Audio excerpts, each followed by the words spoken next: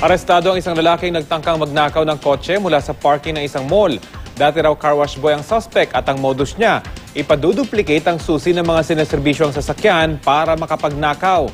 Balitang hatid ni Oscar Oida. Kung tumagal pa umano siya ng kaunti sa pagmumoling, malamang-lamang wala na raw ang pinakamamahal niyang kotse.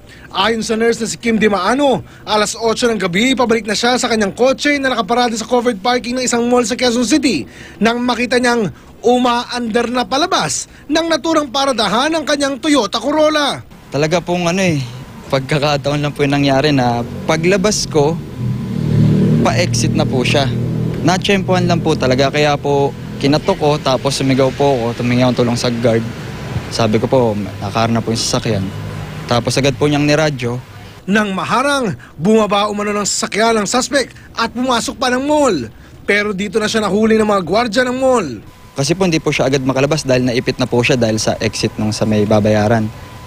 Tapos paglabas niya po, umakyat na po siya, tumakbo po siya sa 6th floor. Ayun po, doon na po siya nahuli.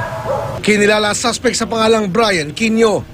Nakuha sa kanya ang ilang dinuplicate na susi ng kotse, wallet at PSP na kalaunan ay napag-alamang ninakaw rin niya mula sa isa pang nakaparadang kotse sa naturang mall. Malayo pala nakita ko na nakababa na yung windshield holder ko ng PSP.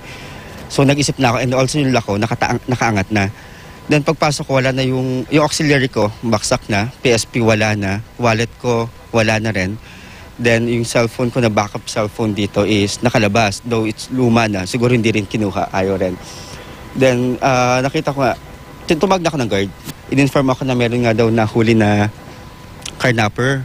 Then pasama ako rito sa station 2. And nakita ko yung gamit ko with that person, with the suspect. Ayon sa suspect, dati siyang car wash boy at pag nagkakaroon ng pagkakataon, pinaduduplicate daw niya ang mga susing pinagkakatiwala sa kanya ng kanilang mga customer.